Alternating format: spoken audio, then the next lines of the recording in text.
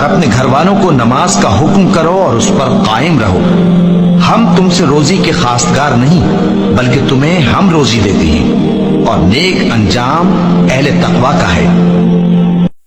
فجر کی اذان ہو اور تم بستر پر سوتے پڑے رہو۔ جوانی اس لیے ہم نے تمہیں دی تھی کہ ظہر کی اذان دیتا رہے اور تم اپنی دکان کو چھوڑنے کے لیے، تم اپنے آفس کو چھوڑنے کے لیے تیار نہ ہو۔ عصر کی اذان ہوتے رہے اور تم میدان میں کرکٹ کھیلتے رہو۔ مغرب کی اذان ہوتے رہے اور تم گپ شپ میں مبتلا رہو۔ عشاء کی اذان ہوتی رہے اور تم لوگوں کی غیبتوں میں مبتلا رہو۔ اللہ پوچھیں گے وعن عمرہ فیما ابلا، کہاں گزاری زندگی؟ جو نماز نہیں پڑھتے، جب وہ کھانے کے لیے بیٹھتے تو ان کے لقمے ان پہ لعنت کرتے، وہ کپڑے پہنتے تو لباس ان پہ لعنت کرتا ہے، جب وہ باہر نکل کے چلتے تو باریک باریک کیڑے مکوڑے اللہ سے کہتے اللہ ہمیں طاقت دے، ختم کر دے، اس کا خاتمہ کر دے۔ کیڑے مکوڑے بھی نفرت کرتے ہیں چھوٹے چھوٹے اس سے جو نماز نہیں پڑھتے۔ حضرات صحابہ کرام کہتے تھے رسول اللہ کے ظاہری دور میں ہم مسلمان اور کافر کو ایک ہی چیز سے پہچانتے تھے، جو نماز پڑھتا ہے اس کو مسلمان۔ خدا کی قسم، نماز اللہ کا سب سے بڑا حکم ہے۔ کلمہ پڑھنے کے بعد سارے اعمال نیچے آئے ہیں، جبرائیل امین نے حضور پاک صلی اللہ علیہ وسلم کے اوپر لائے، لیکن یہ نماز کا تحفے کے لیے اللہ پاک نے اپنے محبوب کو عرشوں پہ بلایا، عرشوں پہ، اور وہاں پر جا کے یہ نماز کا تحفہ دیا کہ میری طرف سے اپنی امت کو یہ نماز کا تحفہ دے دو۔ جب یہ نماز کا تحفہ لایا صحابہ کرام ایسا خوش ہو گئے کہ خوشی سے اچھلتے تھے۔ یہودی نے بولا بھائی کوئی اللہ کا خزانہ مل گیا، اتنا خوشی مناتے ہو، پیٹ کے اوپر تو پتھر باندھتے ہو بھوک سے۔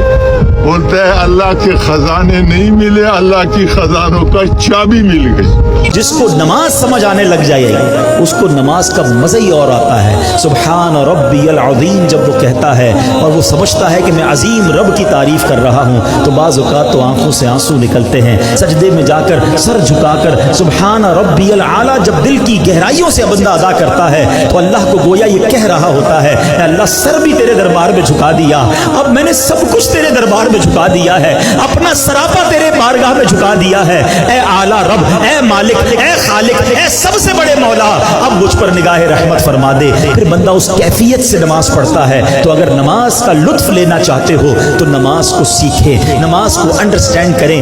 ایسے بندے بھی ہیں 5 وقت کے نمازی، ان کی ایک نماز چھوٹ جائے پریشان ہو جاتے ہیں، اور وہ بھی بندے جن کی 5 چھوٹ جائے پتہ ہی نہیں۔ جو فجر کے ٹائم سویا ہوتا ہے، جو فرشتے رزق بانٹنے آتے ہیں نا، وہ رزق لے کے اس کے منہ پہ مارتے ہیں اور چلے جاتے ہیں۔ ہاں، اس کے چہرے پر سے اللہ صلحاء کا نور ہٹا دیتا ہے، صلحاء کا نور ہٹ جاتا ہے اس کے چہرے سے، جو جان بوجھ کے فجر کی نماز کو قضا کرتا ہے۔ میرے دوستوں، اللہ کے نبی نے جتنی برکت مانگی ہے فجر کی نماز کے ٹائم پر مانگی ہے سنت کے لیے۔ جو نماز نہیں پڑھتا وہ آج سے شروع کر لے۔ دیکھو میں آپ کو صحیح بتا رہا ہوں، ایک وقت ایسا آتا ہے حالات بندے کے اوپر نیچے ہوتے رہتے، ایک ٹائم ایسا آتا ہے کہ یوں لگتا ہے کہ سایہ بھی ساتھ نہیں، پھر دعاؤں کی ضرورت پڑتی ہے رب کو منانے کی۔ تو میرے نبی پاک علیہ السلام نے فرمایا سکھوں میں دعائیں زیادہ مانگا کر، اللہ دکھوں میں تیری جلدی کو۔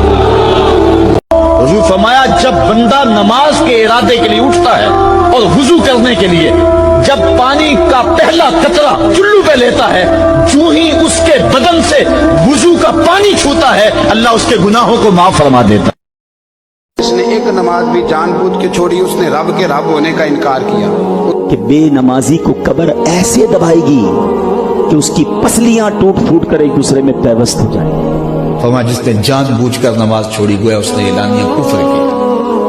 اللہ کو فرماتے کہ مومن اور کافر کے درمیان، ایمان اور کفر کے درمیان جو فرق ہے وہ صلاح ہے۔ لیکن صحابہ کے دور میں اس کا تصور تھا نہیں کہ کوئی مسلمان ہو اور نماز نہ پڑھے۔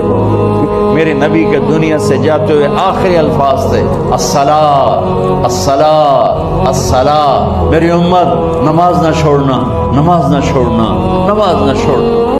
جب اللہ کی بارگاہ میں پیش ہونا پہلا سوال نماز۔ ہم کیوں نمازوں سے محبت نہیں کرتے؟ فرماتے جو بے نماز ہے اس کو مسلمانوں کے قبرستان میں نہ دفناؤ۔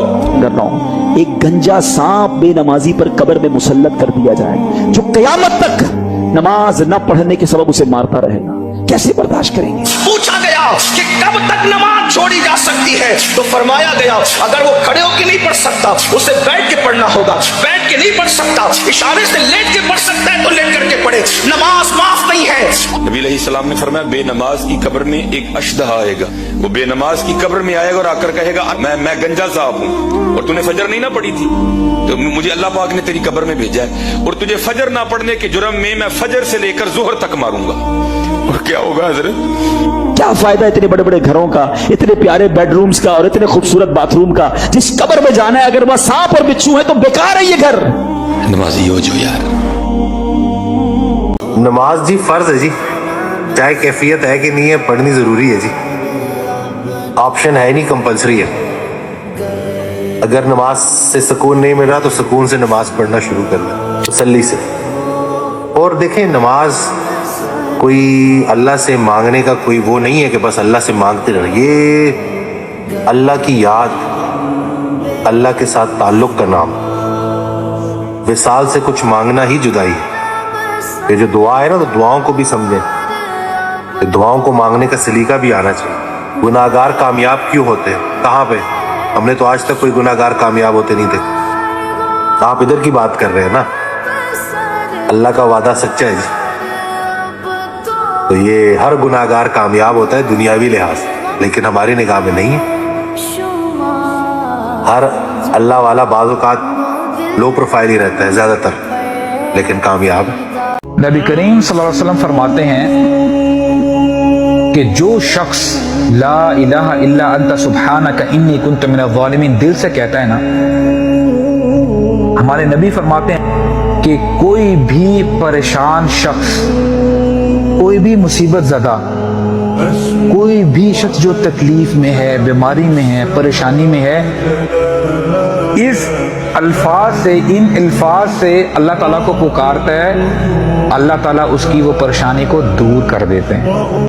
फजर की अजान हो और तुम बिस्तर पर सोते पड़े रहो, जवानी इसलिए हमने तुम्हें दी थी कि जोहर की अजान देता रहे और तुम अपनी दुकान को छोड़ने के लिए, तुम अपने ऑफिस को छोड़ने के लिए तैयार न हो। असर की अजान होते रहे और तुम मैदान में क्रिकेट खेलते रहो, मगरिब की अजान होते रहे और तुम गपशप में मुब्तला रहो, इशा की अजान होती रहे और तुम लोगों की ग़ीबतों में मुब्तला रहो। अल्लाह पूछेंगे वान उम्रिही फीमा अबला, कहाँ गुजारी जिंदगी?